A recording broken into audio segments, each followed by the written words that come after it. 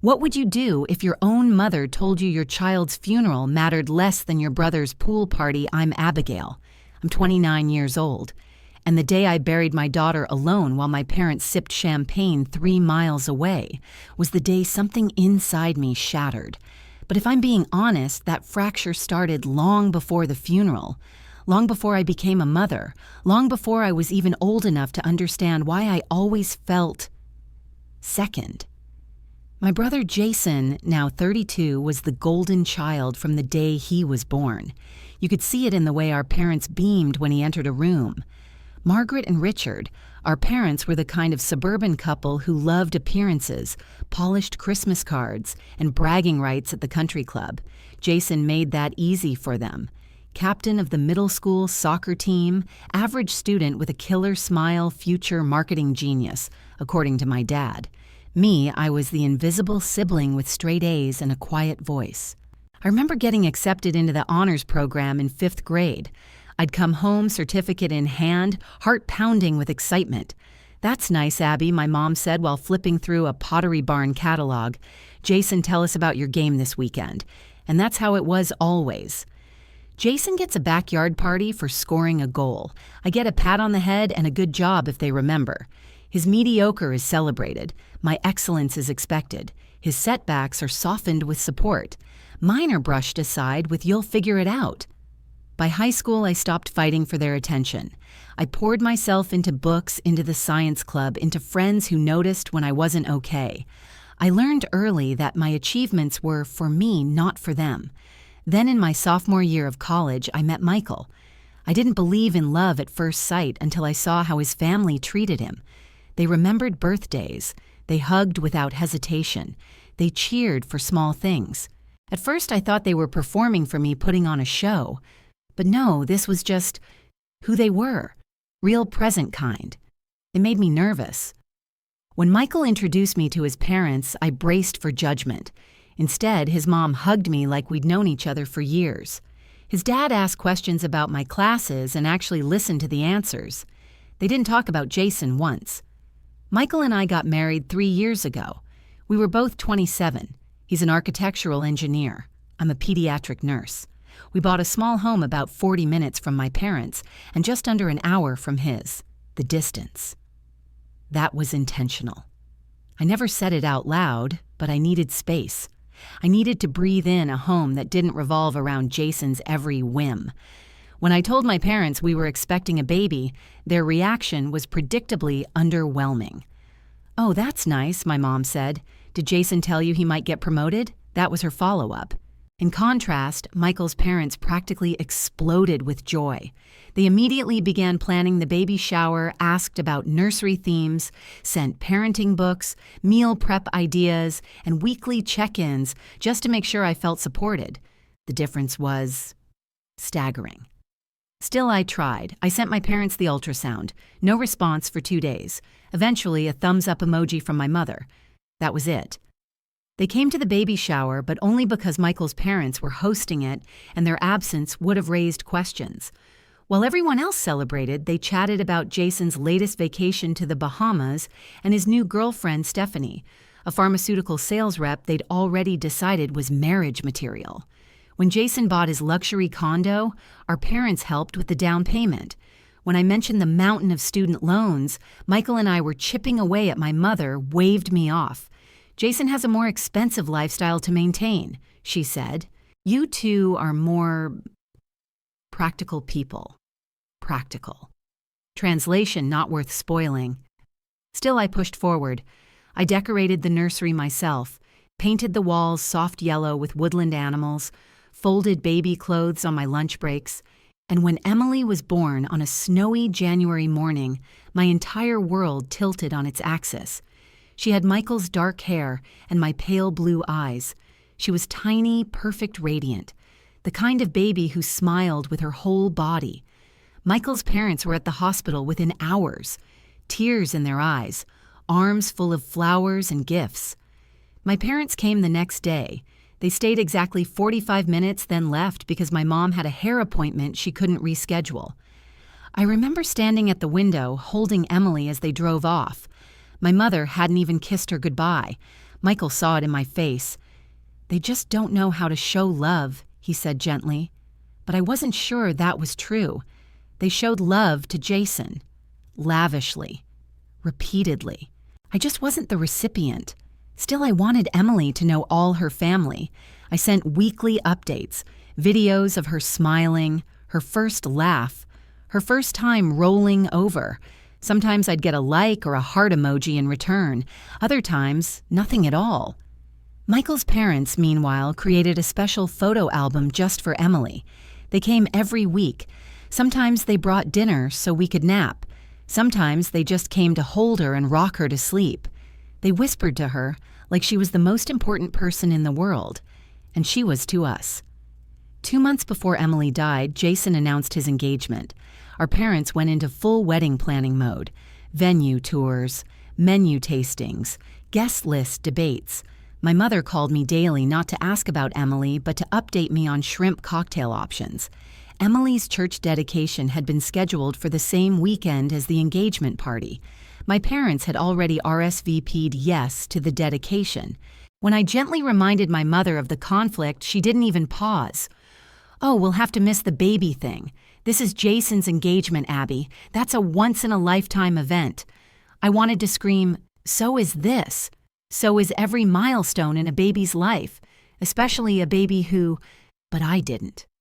I just nodded, swallowed it, like I always had. Because what was the point? But I didn't know that time was running out. I didn't know that Emily only had weeks left. I didn't know that the last photos I took of her smiling in her high chair would be the last I ever had. And I didn't know that when the time came to lay her to rest, my parents would look at her funeral and choose a pool party instead. But the real heartbreak was still to come. The week before Emily died, she caught a little cold, just a runny nose and some congestion, nothing serious. I still took her to the pediatrician, who reassured me it was a minor virus. I stayed home from work anyway, holding her close, obsessively checking her temperature, counting every breath. By the weekend, she was back to smiling, babbling, and tugging on her favorite stuffed rabbit. She still had that little squeaky laugh, the one that made Michael and me look at each other like, "Can you believe she's ours?" We had no idea those would be her last days. That Tuesday night, everything seemed normal. Michael fed her her bottle. I rocked her while singing the lullaby I sang every night. She dozed off in my arms, her little chest rising and falling in perfect rhythm. We laid her in her crib, white with a soft mattress and no bumpers. The room was kept at the recommended temperature. No blankets, no toys, nothing that could pose a risk. I checked the monitor 3 times before bed. Everything was fine, until it wasn't. At 6 a.m., I jolted awake. My shift at the hospital started early, but I'd overslept. That wasn't what felt wrong, though. Emily usually woke by 5, fussing for a bottle or babbling to her mobile. The monitor was silent. Too silent. I walked into the nursery and knew something was wrong before I even reached her crib. She lay there still. Too still. "Emily," I whispered, touching her cheek. Cold. The next moments don't play in my memory like film. They flicker like broken glass. My scream. Michael's footsteps pounding down the hallway, his voice yelling her name, his hands performing CPR on her tiny chest, my fingers fumbling to dial 911. The dispatcher's voice was calm, but I couldn't understand her words. Paramedics stormed our peaceful home and surrounded the crib. Grim faces, fast movements. Then the rushed ambulance ride me, clutching Emily's limp body, praying to a God I wasn't sure still listened. At the hospital, we were ushered into a sterile white room. A doctor with kind eyes entered. I didn't want him to speak because I already knew. "I'm so sorry," he said. "It appears she passed from sudden infant death syndrome." Michael collapsed against the wall. I stood frozen numb, watching the moment my world ended. We did everything right. Everything. But sometimes SIDS doesn't care. It takes the healthy, the watched, the loved. And it took my baby. They asked if we wanted to hold her one last time. Of course we did.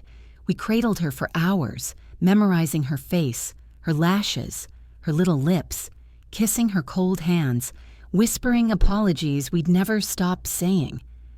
At some point, I remembered I had to call my parents. I dialed, hands trembling. My mother picked up. "Hello, Mom." My voice broke. "Emily died last night. SIDS, we're at the hospital now." A pause. Then, "Oh, Abby, that's terrible." No gasp. No, I'm on my way. No questions. Just a flat, emotionless acknowledgement. "We'll need to arrange a funeral," I added, as if her silence needed prompting. "Yes, I suppose you do. Let us know the details." That was it. Meanwhile, Michael's parents were already in the car racing toward us. They dropped everything. They cried with us. They asked what we needed. In contrast, my parents called once more. "When's the funeral?" my mother asked. "Friday, 11 a.m. at Greenview Cemetery." "Oh dear," she said. "That's the day of Jason's pool party to celebrate the engagement." I blinked, thinking I misheard. "Mom, this is Emily's funeral. I know Abby." She sighed. "But we've already committed to Jason. All the arrangements are made. Everyone's coming. You understand, don't you?" "No," I whispered. "I don't understand. Please explain it to me." Her response will haunt me forever. "Abby, I know you're upset, but think rationally. It's just a baby. Your brother's party matters more. You can always have another baby." My legs gave out. Just a baby. Just a baby. Emily wasn't a placeholder. She was my child. She had a name, a soul, a laugh, a favorite lullaby, a life. And they threw it away like it meant nothing. I said, choking on grief and fury. I hung up before I could scream. Michael found me on the floor phone, still clutched in my hand. When I told him what my mother said, something in him shifted. His expression twisted with a kind of rage I'd never seen before. "I want to call them," he said, voice shaking. "I want to tell them exactly who they are." "No," I whispered. "It won't change anything. It never has." The morning of the funeral was cruelly beautiful. Blue skies, gentle breeze, birds singing like it was just another day. I stared at the black dress I'd bought the day before, the one I never thought I'd have to wear, the one I hated more than anything I'd ever owned. We arrived at the cemetery early. Michael's parents met us there, pale and heartbroken. Friends from the hospital, neighbors. Even some of my patients' families came. But not my parents. Not Jason. Not even a text. Until halfway through the service.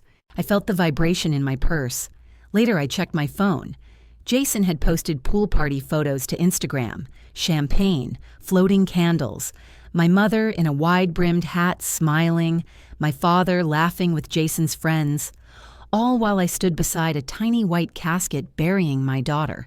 And that image would become the one I could never unsee. Emily's casket was impossibly small. White with delicate silver handles covered in soft pink roses. It looked more like something meant for a doll than for my daughter. As they lowered it into the earth, my soul cracked wide open. The finality of it, the sound of dirt hitting the lid, made everything real in a way I wasn't ready for. Michael stood beside me, his face pale and tight with grief. His mother held my hand as I trembled, while his father gently supported Michael when it was time to throw the first handful of soil. Around us stood a crowd of mourners, friends, co-workers, neighbors. Even my childhood best friend Teresa flew in from Chicago. My college roommate Lily came with her husband. Several families I'd cared for in the pediatric ward showed up quietly placing single white flowers at the base of the grave. But the empty space where my parents should have been, it was glaring. People noticed. Of course they noticed. They glanced around with polite confusion. Some whispered. Others didn't ask, but I could see the question in their eyes. Where were Abigail's parents? Michael's mother handled it with grace, deflecting the awkward inquiries with quiet dignity. They weren't able to come, she'd say softly, never elaborating, protecting me in ways my own mother never had. Pastor David gave a beautiful eulogy. He spoke about Emily's short life, the joy she brought, how sometimes souls come to this world only for a little while, but leave lasting echoes. He didn't have to pretend to know her well, he just honored her existence. That alone was enough. When the service ended, people lingered around the gravesite. Hushed voices, gentle touches on the shoulder. One woman I barely knew pressed a warm casserole dish into my hands, eyes full of tears. I nodded, thanked them, barely feeling the weight in my arms. I was there, but not really. The house afterward was full. Friends brought food, flowers, words of comfort. I moved through it all like I was underwater. I accepted condolences with a nod, smiled when I needed to, but it was like my body was acting on autopilot while my soul stayed frozen at the cemetery. Michael barely left my side. His parents quietly refilled plates, did dishes, made sure no one lingered too long. They even offered to take down the baby monitor to clear the nursery, but I refused. Not yet. I couldn't. At one point, I stood in Emily's room alone. The walls were still pale yellow. Her stuffed rabbit still sat in the crib. Her tiny clothes still folded in the drawers. The rocking chair where I used to nurse her sat in the corner unchanged. The silence was deafening. Every sound I didn't hear felt like a wound reopening. No cooing, no cries, no laughter. Just the cold, sterile quiet of absence. That first week dragged like years. I took leave from work. Michael tried to return to his office but came home early on day 3, pale and hollow-eyed. We sat in silence most days, ate in silence, slept in different rhythms, haunted by different nightmares. But through all that, my parents never called, never texted, never came. Michael's parents, on the other hand, were there every day. They brought groceries, folded laundry. They didn't hover or push, they just made sure we weren't completely alone. Michael's mom once just sat on the edge of our couch and held my hand while I cried until I couldn't cry anymore. And then, 7 days after the funeral, my phone rang. My mother. Against my better judgment, I answered. "Abby, how are you?" she asked in a voice that sounded like she was calling to ask how my garden was doing. "My daughter died," I said. "She was buried without her grandparents present." "How do you think I am?" she huffed. "There's no need for that tone. We're calling to invite you and Michael to Sunday dinner. I thought it might be good for you. Jason and Stephanie will be there. They want to share their wedding plans. It might take your mind off things." Take my mind off things. As if Emily's death was a flat tire or a stubbed toe. Something to get over with roast beef and a Pinterest board. "I don't think we'll be able to make it," I said, forcing my voice to stay calm. "Abby," she scolded gently, "you can't just shut yourself away. Life goes on. Life goes on." That was her summary of losing a child. After I hung up, I found myself curled on the bathroom floor, staring at nothing.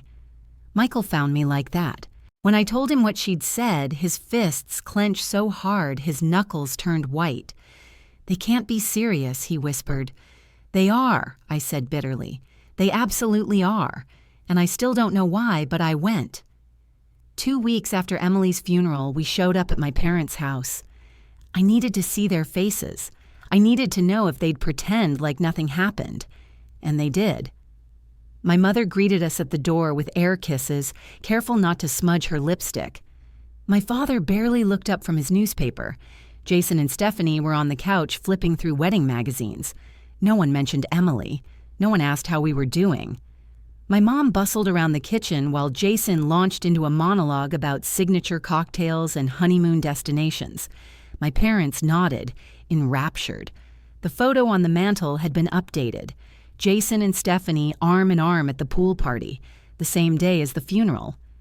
During dinner, we ate roast beef, Jason's favorite. My parents asked if I'd seen the rehearsal dinner venue yet, if I wanted to help with flower arrangements. Stephanie smiled uncomfortably but said nothing. I tried to eat, but every bite turned to ash. Finally, during dessert, I couldn't take it anymore. I set down my fork and asked quietly, "Did Emily's funeral interfere with your pool party silence?" My mother froze, smile brittle. "Abby," she said with a nervous laugh, "let's not bring up unpleasant topics during dinner." "Unpleasant topics," I repeated. "You mean my daughter's funeral." My father lowered his glass. "What's done is done. No sense dwelling on it." Jason sighed. See, this is why we didn't want to bring it up. You always make everything so dramatic, Abby. Dramatic. They'd chosen a pool party over a funeral, and I was being dramatic. It was like watching a nightmare unfold frame by frame, and I hadn't even begun to tell them what I truly thought. It wasn't just a pool party, my mother said sharply, her fork trembling slightly as she set it down. It was a celebration of Jason and Stephanie's engagement. We'd been planning it for weeks. I stared at her hollowed out. But you could miss your granddaughter's funeral. You could look me in the eye and say, "It's just a baby." You told me I could always have another one. Michael, who had been silent up to that point, suddenly pushed his chair back with a loud scrape. He looked around the table, then fixed his gaze on my parents. "I've been quiet out of respect," he said slowly, "but this is beyond belief. Do you even hear yourselves? Do you understand what Abby has been through? What we've both been through?" My mother pursed her lips. "Of course we do. We're very sorry for your loss, but dwelling in grief isn't healthy. It's been 2 weeks," Michael said, voice shaking. 2 weeks since we buried our daughter, and you haven't called. You haven't asked how we're doing. You haven't offered to help. You haven't even said her name." My father cleared his throat, the universal sign that he was done with the conversation. "We thought it best to give you space." Space, I scoffed. You call that space, I call it abandonment. I call it cowardice. Jason leaned back, arms crossed. Look, they had already committed to the party. They couldn't be in 2 places at once. I stared at him. They made a choice, Jason. Just like they've made a choice every time they've put you first. Every time they've ignored my milestones. Every time they pretended I didn't matter. The table went still. Stephanie shifted awkwardly, her eyes locked on her plate. My mother tried to regroup. Several relatives asked where we were during the funeral. She admitted, voice tight. We told them, "We couldn't come because of health issues. Your father's back, you know." My chest went cold. "You lied." "Well, we couldn't exactly tell them we were at a pool party, could we?" She snapped, then realized what she'd just confessed. That moment, it hit like a car crash. They knew it looked bad. They knew they'd made the wrong choice. They were ashamed. But not enough to do the right thing, only enough to cover their tracks. "You lied," I said again, voice quiet now. "You lied to them, and to yourselves. And now you expect me to sit here and pretend everything is normal." Jason rolled his eyes. "You're being dramatic again. You can't expect everyone to fall apart just because you did." Michael stood. "We're leaving." "No," I said, staying seated. "Not yet."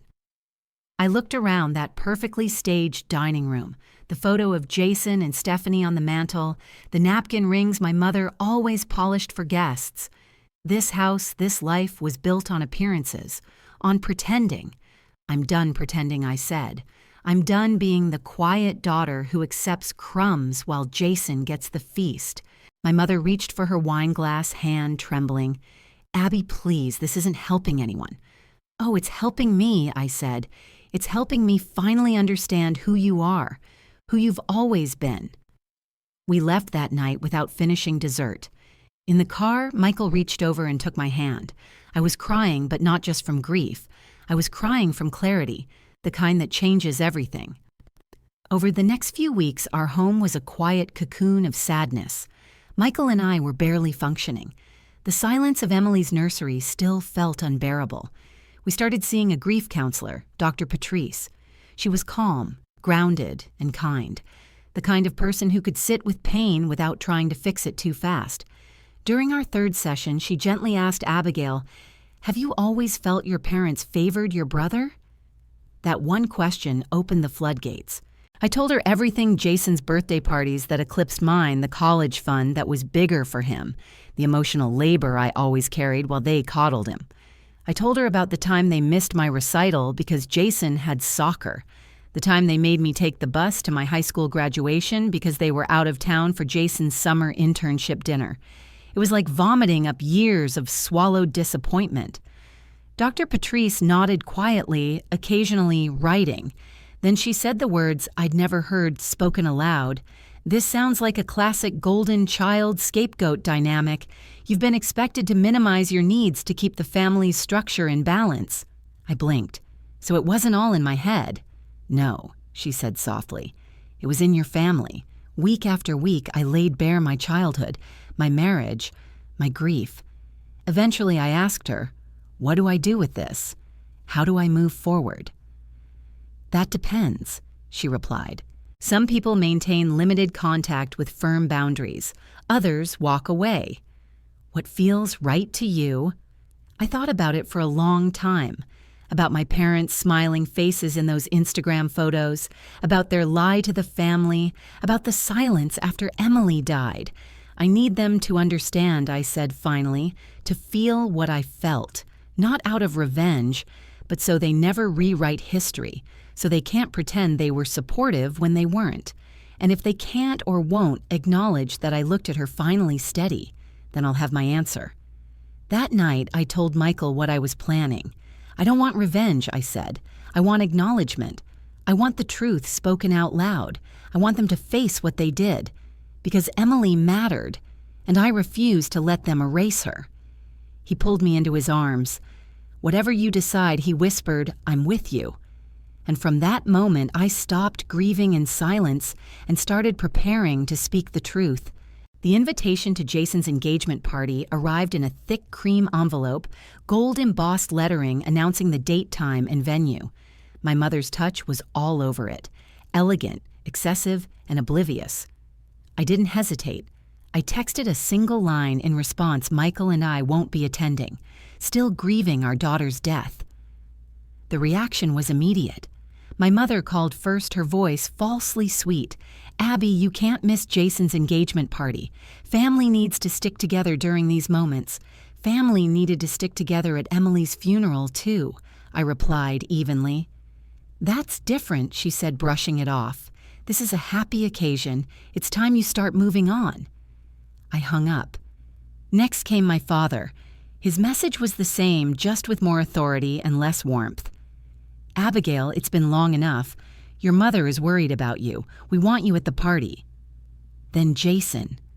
Mom and Dad are upset you're not coming, he said flatly. Can't you show up for an hour? It's important to them. Was Emily's funeral important to you? I asked. A long pause. That's not fair. I barely knew her. Whose fault is that I snapped? You saw her once. She was your niece. He sighed. Look, I'm sorry about what happened. It's awful. But life goes on, right? You and Michael can try again. Try again. As if Emily had been a failed recipe. As if she could be replaced like a broken appliance. We won't be attending your party, I said. Congratulations on your engagement. That was the end of that call. But it wasn't the end of my plan. Over the next few weeks, I turned my pain into purpose. I devoured books on toxic family systems, on estrangement, on grief. I read survivor stories, people who had chosen distance not out of hatred, but out of self-preservation. And I realized I wasn't alone. Then I started collecting evidence. It wasn't intentional at first, but once I began, I couldn't stop. Birthday cards where my name was misspelled or my achievements ignored, photos of family events me blurred in the background while Jason stood center stage, text messages that showed patterns me sharing news, them pivoting to Jason, me asking for help, them deflecting. I built a timeline, not just of Emily's life, but of mine, of the patterns, of the small and large ways they had made it clear you matter less. I wasn't planning to throw it in their faces. I needed it for me, to validate my memory, to combat the gaslighting I'd lived through since childhood. Then I quietly reached out to relatives. I called Aunt Judith. We were told your father's back was acting up, she said when I asked why she thought my parents missed the funeral, and that your mother needed to care for him. Did that seem strange to you? I asked. There was a pause. Yes, she admitted. But who am I to judge everyone grieves differently? What if they weren't grieving at all? I asked softly. What if they were at Jason's pool party instead? Dead silence. Other conversations went similarly. No one outright condemned them at first. but I saw the cracks in the story spreading. Whispers of the truth began to circulate. 2 months after the funeral, I sent the text. "I'd like to meet this Sunday at 2 p.m. at your house. Just the 3 of us. I have something to say." My mother replied within seconds. "Wonderful. So glad you're ready to put this behind us. I'll make your favorite lemon cake." That response told me everything I needed to know. She thought this was a peace offering. She thought I was coming to make nice. She had no idea. The night before the meeting, I sat with Michael in Emily's nursery. "Are you sure?" he asked gently. "You don't owe them anything. You're allowed to walk away without explaining." "I'm not doing it for them," I said. "I'm doing it for Emily, for me. If I just disappear, they'll rewrite the story. I need them to hear the truth. I need them to know why." He nodded. "Then I'm proud of you, and I'll be right here when you get back." The next morning, I dressed carefully. Blue blouse, Emily's favorite color to watch on me, her birthstone around my neck. I slipped her framed photo into my purse, along with the timeline, the evidence, and a letter I'd written to read aloud if my voice faltered. Their house looked exactly the same. Pristine lawn, perfect flowers, every detail screaming, "Nothing is wrong here." I rang the doorbell. My mother opened the door wearing pearls and a pastel dress. "Abby, come in. The cake's just cooling." "Let's talk first," I said. She blinked. "Oh, okay." We entered the living room. My father stood from his chair, gave me an awkward pat on the shoulder. "You're looking well," he said. I wasn't. I was pale, hollow-eyed, thinner than they remembered. But that wasn't the point. I sat across from them, placed my purse beside me, and looked them both in the eye. "I want to talk about Emily's funeral and why you weren't there." My mother's smile faded. "Abby, we've already explained a pool party," I said flatly. "An engagement celebration." My father stiffened. "For your brother. As I said, we had a prior commitment. I'd like to show you something," I said, pulling out Emily's framed photo. It was taken when she was 4 months old. She wore a pink headband and smiled so big her cheeks nearly swallowed her eyes. I placed it on the coffee table. "She had your eyes," my mother whispered almost involuntarily. "Yes," I said. "She did." They stared at the picture, said nothing. "This is the granddaughter whose funeral you skipped, the one you called just a baby. The one your son visited exactly once in her entire life." My mother opened her mouth. "I'm not finished," I said. I reached into my purse again and pulled out the timeline. "These are the patterns, the missed birthdays, the one-sided support, the comments you made, the lies you told about the funeral. I've laid it all out." They looked at the papers, confused and defensive. "What is this supposed to be?" my father asked. "A record of your choices," I said, "leading to the worst day of my life when I buried my daughter and you weren't there." They sat frozen. Then I pulled out the letter. "I don't need an argument. I don't want excuses. I want you to listen. That's all." I unfolded the pages and began reading aloud, each word steady and clear, each sentence a truth I had buried for too long. And by the time I finished, the air between us had changed forever. When I finished reading the letter, there was a long, aching silence. My mother blinked rapidly, her hands clasped so tightly in her lap they turned white. My father looked everywhere but at me, at the fireplace, the mantel, the shadows on the floor. They said nothing, so I said what needed to be said. "I'm not here for your apology," I began. "I don't believe you're capable of giving one that isn't laced with justification or guilt-tripping. I'm here to tell you the truth and to make it clear that I'm drawing a line." My mother's voice trembled. "Abigail, you're being too harsh. We've made mistakes, yes, but that doesn't mean we should be punished for them forever. We're your family." "Family shows up," I said coldly. "Family doesn't lie about funerals while they're clinking champagne at a pool party. Family doesn't treat one child like a jewel and the other like an inconvenience." My father finally spoke. "We raised you the best we could. You're being ungrateful." "Ungrateful," I echoed, my voice rising. "For what? Being ignored for decades. for knowing I was second place in my own parents' home, for burying my daughter with no support from you. He looked stung, but still didn't apologize. I stood slowly and picked up the photo of Emily. She died, and you didn't come. I wasn't ready, my mother whispered, finally cracking. It was too painful. I couldn't face it. That's the thing, I replied. It wasn't about you. It was about Emily. It was about showing love when it's hardest. And you failed. Her eyes filled with tears. We didn't know how to help. You didn't try, I said. I took a slow breath. So here's what's going to happen. I am stepping back. No more Sunday dinners, no more birthday calls, no more pretending that this dynamic is okay. I am removing myself from this cycle. You're cutting us off. My father asked, his voice like gravel. I'm setting boundaries, I corrected. You're welcome to reach out when you're ready to talk honestly with accountability. Until then, I need distance for my healing, for my marriage, and for the memory of my daughter. My mother's face crumpled. Please don't do this. This family can't survive if we all go our separate ways. Maybe it shouldn't, I said quietly. Maybe that's the consequence of years of silence and favoritism. I turned toward the door.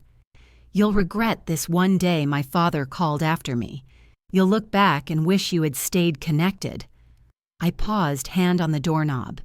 I already did that, I said, for 34 years, and it nearly broke me. Then I left. Outside, the sky was overcast, but the air felt clearer than it had in months. I didn't cry, I didn't shake.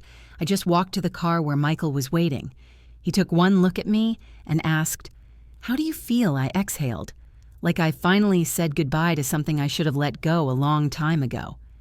We drove home in silence, the kind that doesn't need filling. Over the next few weeks, I focused on healing, not pretending, not pushing grief away, but really sitting with it. I let myself cry on the floor of the nursery.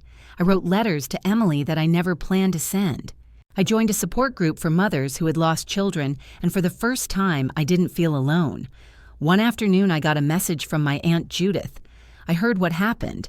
I didn't know how bad it had gotten. If you ever want to talk, I'm here. I replied, "Thank you.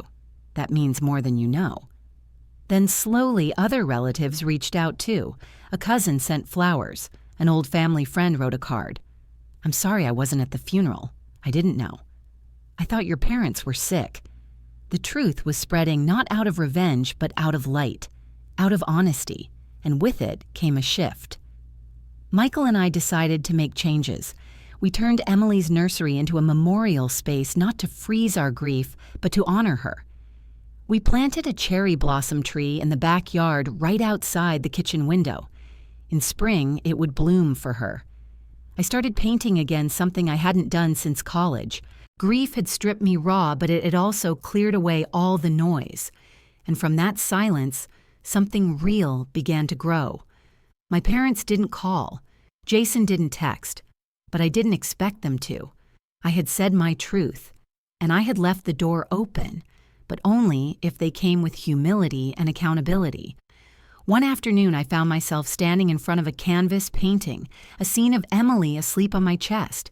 I realized I was smiling not because I was happy, but because I was alive, fully, painfully, beautifully, and for the first time, the past didn't feel like a weight I had to carry alone. Because I wasn't just Emily's mother. I was also my own daughter, now raising myself with truth boundaries, and finally, peace.